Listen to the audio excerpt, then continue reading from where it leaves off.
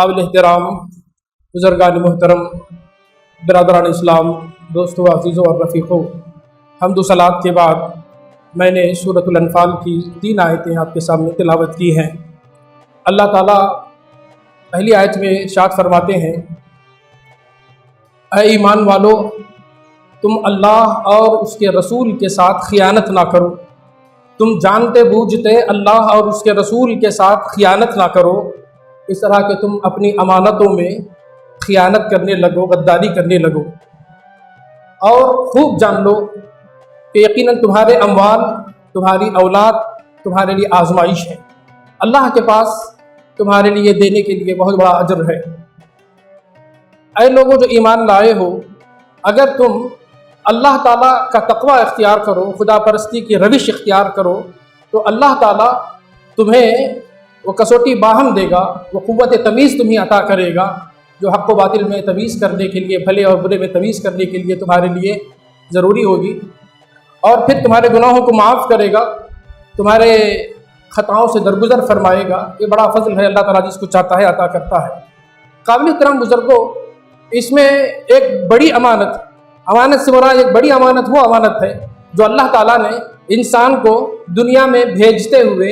اس کو اللہ تعالیٰ نے عطا کی تھی۔ اس کا تذکرہ سورہ احزاب میں اللہ نے کیا ہے، اِنَّا عَرَضْنَا الْأَمَانَةَ عَلَى السَّمَاوَاتِ وَالْأَرْضِ وَالْجِبَالِ فَأَبَيْنَ أَن يَحْمِلْنَهَا وَأَشْفَقْنَ مِنْهَا وَحَمَلَهَا الْإِنسَانُ۔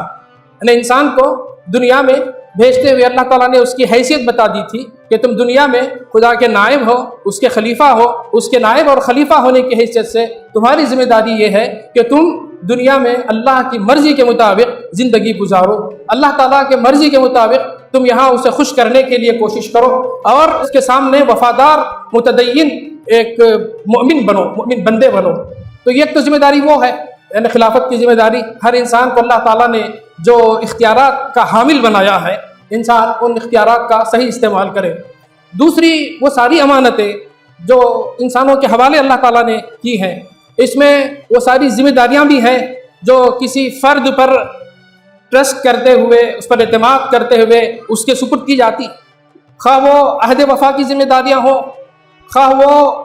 اجتماعی معاہدات کی ذمہ داریاں ہوں، خواہ وہ جماعت کے رازوں کی ذمہ داریاں ہوں، خواہ وہ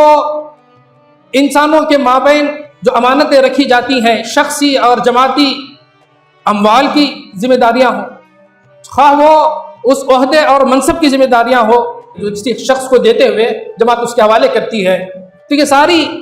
چیزیں امانتیں ہیں۔ ان امانتوں میں تم خیانت نہ کرو، ایک بات اللہ نے یہ کہی۔ دوسری بات اللہ تعالیٰ نے یہ کہی کہ تمہارے اموال اور تمہاری اولاد تمہارے لیے آزمائش ہے، تمہارے لیے آزمائش ہے، لہذا اللہ تعالیٰ کے پاس دینے کے لیے تمہارے پاس بہت کچھ ہے۔ سورت کی ابتدا میں اگر ہم نظر ڈالتے ہیں تو اللہ تعالیٰ نے وہاں بہت ساری باتیں بیان فرمائی ہیں۔ یہ دراصل غزوہ بدر کے موقع پر نازل ہوئی تھی۔ غزوہ بدر میں چونکہ اسلام کی پہلی جنگ تھی، صحابہ نے اس جنگ میں جو مال غنیمت حاصل ہوا تھا، ان کو نہیں معلوم تھا کہ اس میں اسلام کے کیا ضابطے ہیں، اللہ اور اس کے رسول نے کیا قانون دیے، تو اس لیے تھوڑا سا اختلاف اس میں ہو گیا۔ ایک گروہ کا خیال تھا جو دشمن کا تعاقب کر رہا تھا کہ اس میں ہمارا برابر کا حصہ ہے، دوسرے گروہ جو اللہ کے نبی صلی اللہ علیہ وسلم کی حفاظت پر لگا ہوا تھا، اس کا خیال تھا کہ اس میں ہمارا برابر کا حصہ، اور ایک گروہ وہ تھا جس کے قبضے میں مال تھا۔ تو آپس میں تنازعات پیدا ہوئے، تو پھر اللہ تعالیٰ نے اس کا جواب دیا، یسألونک عن الانفال قل الانفال للہ والرسول، کہ یہ لوگ انفال کے بارے میں، مال غنیمت کے بارے میں پوچھتے ہیں، کہو کہ پورا کا پورا وہ اللہ تعالیٰ اور اس کے رسول کا ہے، اموال غنیمت اللہ اور اس کے رسول کی ہے۔ اس کے بعد جو تاکید کی گئی، فاتقوا اللہ واصلحوا ذات بینکم، اللہ تعالیٰ کا تقویٰ تمہیں اختیار کرنا چاہیے اور آپس کے تعلقات کو درست رکھنا چاہیے۔ اور حقیقی مومن تو وہ ہیں کہ جب اللہ تعالیٰ کی آیتوں کا تذکرہ ان کے سامنے ہوتا ہے تو ان کے دل لرز جاتے ہیں، اور جب قرآن کی آیتیں ان کے سامنے پڑھی جاتی ہیں، سنائی جاتی ہیں، تو ان کا ایمان بڑھ جاتا ہے اور وہ اپنے رب پر توکل کرتے ہیں، نمازوں کو قائم کرتے ہیں، اور جو کچھ رزق ہم نے ان کو دیا ہے، جس شکل میں بھی دیا ہے، وہ اس میں سے خرچ کرتے ہیں۔ اولئک هم المؤمنون حقا لهم درجات عند ربهم ومغفرۃ ورزق کریم، یہی حقیقی مومن ہیں۔ اولئک هم المؤمنون حقا، اللہ کے پاس ان کے لیے بلند درجات ہیں اور اللہ کے پاس ان کے لیے رزق کریم ہے۔ تو یہاں جو بات بتائی گئی وہ یہ کہ وہ لوگ جو اللہ تعالیٰ کے دین کے لیے کام کرنا چاہتے ہیں، اللہ تعالیٰ کے دین کی سربلندی کے لیے جدوجہد کرنا چاہتے ہیں، تو ان کی نگاہ جو ہے وہ مقصد پر ہونی چاہیے، مقصد اللہ اور اس کے رسول کی خوشنودی، مقصد اللہ تعالیٰ کی رضا اور آخرت کی فلاح۔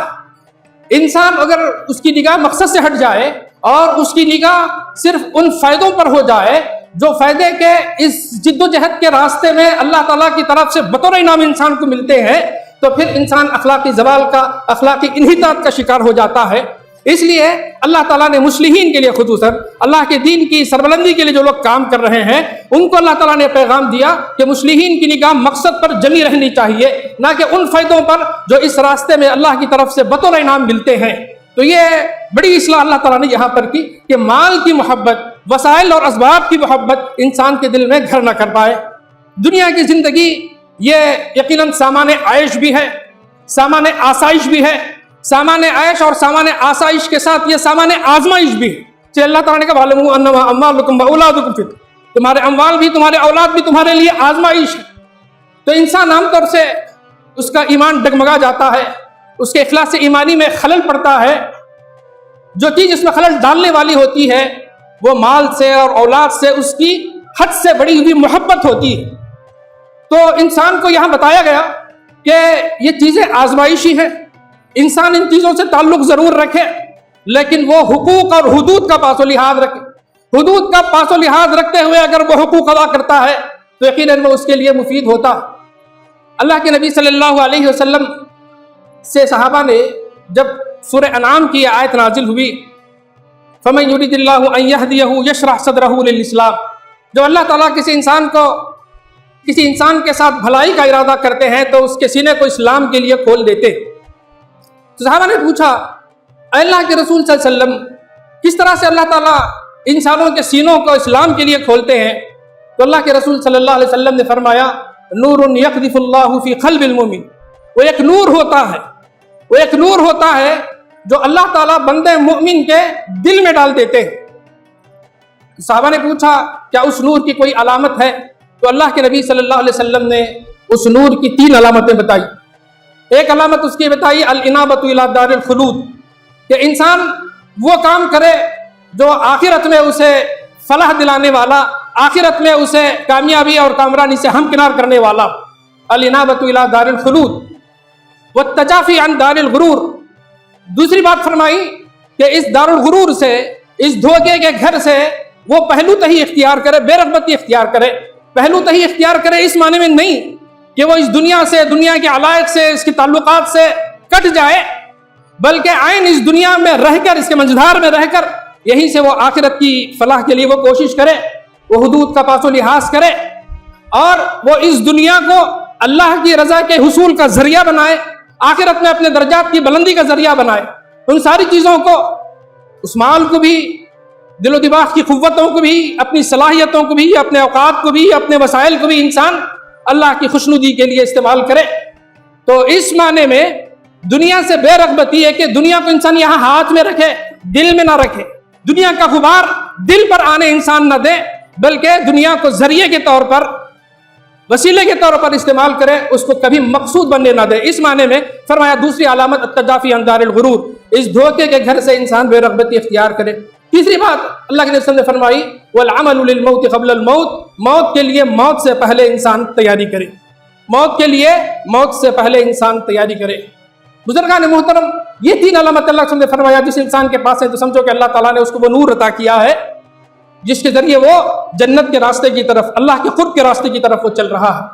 اور سمجھو کہ اللہ تعالیٰ نے اس کے سینے کو اسلام کے لیے کھول دیا ہے، یعنی اسلام کی حقانیت پر، اسلام کی صداقت پر اللہ تعالیٰ نے اسے اطمینان قلب عطا کر دیا ہے، اس کے دل کو اللہ تعالیٰ نے شکوک سے، شبہات سے، تردد سے دور کر دیا ہے، پاک کر دیا۔ تو یہ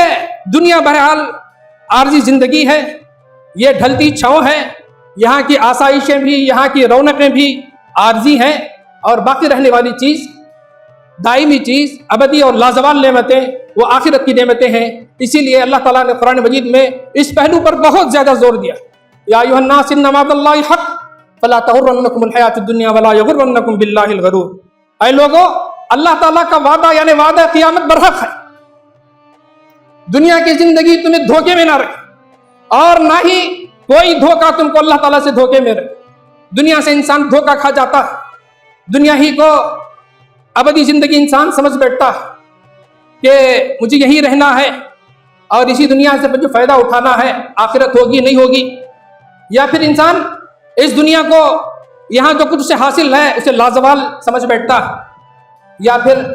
وہ دنیا جو کچھ اللہ تعالیٰ نے انسان کو عطا کی ہے اسے وہ حق اور باطل کا معیار سمجھنے لگتا، یا پھر اللہ تعالیٰ سے قرب کا ذریعہ اسے سمجھنے لگتا ہے۔ یہ سارے دھوکے ہیں جو دنیا کی زندگی انسان کو دیتی ہے، اور پھر مختلف دھوکے ہیں جو اللہ تعالیٰ سے انسان کو دھوکے میں رکھتے ہیں۔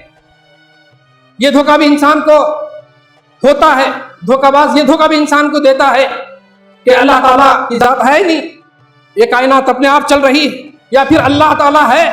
تو اس نے اس کائنات کو بنایا اور پھر اس نے گوشہ نشینی اختیار کر لی، انسانوں کے حوالے اس نے اس دنیا کو کر دیا، یا پھر یہ کہ اس دنیا میں جو چاہے سو کر لو، اللہ تعالیٰ کے چہیتے کچھ ایسے ہیں، لاڈلے کچھ ایسے ہیں جو اس کے پاس سفارش کر کے تمہیں نجات دلا دیں گے، لہذا تمہیں کچھ کرنے کی ضرورت نہیں۔ یہ بھی دھوکہ انسان کو ہوتا۔ تو مختلف دھوکے شیطان بھی دیتا ہے، انسان کا نفس بھی دیتا ہے، اور انسان بھی دیتے ہیں، اور دنیا کی چمک دمک بھی انسان کو دیتی۔ تو اللہ تعالیٰ نے فرمایا کہ کوئی دھوکہ تم کو اللہ تعالیٰ سے دھوکے میں نہ رکھ۔ یا ایھا الانسان ما غرک بربک الکریم، اے انسان کس چیز نے تجھ کو اپنے رب سے دھوکے میں رکھا، کس چیز نے تجھ کو اپنے رب کریم سے دھوکے میں رکھا۔ سورہ انشقاق میں فرمایا یا ایھا الانسان انک کادح الی ربک کدحا فملاقیہ، اے انسان تو کشاں کشاں اپنے رب کی طرف کھینچا چلا جا رہا ہے، یقیناً تو اس سے ملاقات کر کے رہے۔ پھر جزا و سزا کا ذکر کرتے ہوئے اللہ تعالیٰ نے بتایا لترکبن طبقا عن طبق، تمہیں اس دنیا کی زندگی میں درجہ بدرجہ ایک حالت سے دوسری حالت کی طرف لازماً گزر کر رہنا۔ پیدائش سے بچپن، بچپن سے جوانی، جوانی سے بڑھاپا، بڑھاپے سے موت، موت سے قبر کی زندگی، برزخ کی زندگی، پھر دوبارہ زندگی، دوبارہ جی اٹھنا، پھر اس دوبارہ زندگی سے میدان حشر میں جمع ہونا، پھر رب کے حضور حساب و کتاب کے لیے حاضر ہو جانا، اور پھر جزا اور سزا کے مختلف مراحل کا سامنا کرنا۔ ان بے شمار مراحل اور منازل میں انسان کے مراحل اور منازل لازماً انسان کو پیش آنے والی اللہ تعالیٰ نے پیشگی بتائی، ان سب باتوں کو پیشگی اللہ تعالیٰ نے بتائی۔ اللہ نے فرمایا الکیس من دان نفسہ وعمل لما بعد الموت، عقل مند انسان تو وہ ہے جس نے اپنے آپ کو پہچان لیا اور موت کے لیے موت سے پہلے اس نے تیاری کی۔ الکیس من دان نفسہ وعمل لما بعد۔ اللہ کے نبی صلی اللہ علیہ وسلم نے ایک اور بہترین تعبیر فرمائی، کن فی الدنیا کأنک غریب او عابر سبیل، دنیا میں ایسے ہو جاؤ جیسا کہ تم ایک اجنبی ہو، پردیسی ہو، یا پھر راہ چلتے مسافر۔ تو یہاں کی چیزوں سے ضرور فائدہ اٹھاؤ، لیکن یہاں دل لگا کے نہ بیٹھو، اس میں منہمک نہ ہو جاؤ۔ الہاکم التکاثر حتی زرتم المقابر، تکاثر نے، ایک دوسرے سے آگے بڑھنے کے جذبے نے تم کو غافل کر رکھا۔ کس سے غافل کر رکھا ہے؟ خود اپنی حقیقت سے غافل کر رکھا، اپنے مقصد زندگی سے غافل کر رکھا، اللہ تعالیٰ سے غافل کر رکھا ہے، آخرت سے غافل کر رکھا ہے، اپنی اخلاقی ذمہ داریوں سے غافل کر رکھا، اپنے فرائض سے غافل کر رکھا۔ تو لہذا ہمیں اس پر چوکنا ہو جانا چاہیے اور اس حقیقت کو اچھی طرح سے سمجھنا چاہیے کہ دنیا ڈھلتی چھاؤں ہے، ختم ہونے والی ہے، اور آخرت اللہ تعالیٰ کی لازوال زندگی ہے، اللہ کی طرف سے لازوال نعمتیں بندے مومن کو عطا کی جانے والی ہیں۔ تو اس کے لیے انسان اس دنیا کو استعمال کرے، اس دنیا کو انسان برتے، یہاں پر اس طرح سے زندگی گزارے جس طرح سے اللہ تعالیٰ نے گزارنے کا حکم دیا ہے، اور خود بھی وہ اللہ تعالیٰ کے دین پر چلے اور دنیا کو بھی وہ چلانے کی فکر کرے، اللہ کے دین کو غالب کرنے کی، اللہ کے کلمے کو بلند کرنے کے لیے وہ اپنی زندگی کی ساری چیزوں کو، اپنی مال کو، اپنی جان کو، اپنی صلاحیتوں، اپنی قوتوں کو، ہر چیز کو وہ اس کے لیے لگائے، تو پھر اس کی زندگی یہ مفید زندگی ہوگی، یہ زندگی اس کے لیے پچھتاوے کا باعث نہ ہوگی۔ آخر آیت میں اللہ تعالیٰ نے بتایا اگر تم خدا پرستی کی روش اختیار کرو تو اللہ تعالیٰ تمہیں وہ کسوٹی عطا کرے گا، یعنی وہ حق اور باطل کے درمیان، یعنی اللہ تعالیٰ تم کو وہ بصیرت عطا کرے گا، وہ اندرونی بصیرت تمہاری رہنمائی کرے گی کہ زندگی میں کون سا کام کرنا چاہیے، کون سا کام نہیں کرنا چاہیے، کون سا رویہ صحیح ہے اور کون سا رویہ غلط ہے، کون سا قدم اٹھانا چاہیے، کون سا قدم نہیں اٹھانا چاہیے، کون سا کام راہ حق کا ہے، اللہ تعالیٰ سے ملانے والا ہے، اور کون سا کام راہ باطل کا ہے، وہ شیطان سے ملانے والا ہے۔ اللہ تعالیٰ یہ قوت تمیز، وہ نور اللہ تعالیٰ بندے مومن کو عطا کریں گے۔ تو میں نے آج کے خطبے میں جو باتیں ذکر کی ہیں اس میں یہ کہ اللہ تعالیٰ کا تقویٰ وہ زندگی کے سارے معاملات کا جوہر ہے، آپس کے تعلقات کو درست رکھنا چاہیے، اور پھر اللہ اور اس کے رسول کی اطاعت کو اپنے زندگی کا شعار بنانا چاہیے، اور پھر ایمان میں اضافہ ہمارا ہوتا رہے، اللہ کی یاد سے ہرگز غافل نہیں ہونا چاہیے، توکل صرف اللہ پر کرنا چاہیے۔ جو بھی امانتیں اللہ تعالیٰ نے ہمارے سپرد کی ہیں ان امانتوں کا حق ہم کو ادا کرنا چاہیے، اور پھر مال اور اولاد یہ ہمارے لیے ہرگز فتنہ نہ بننے پائے،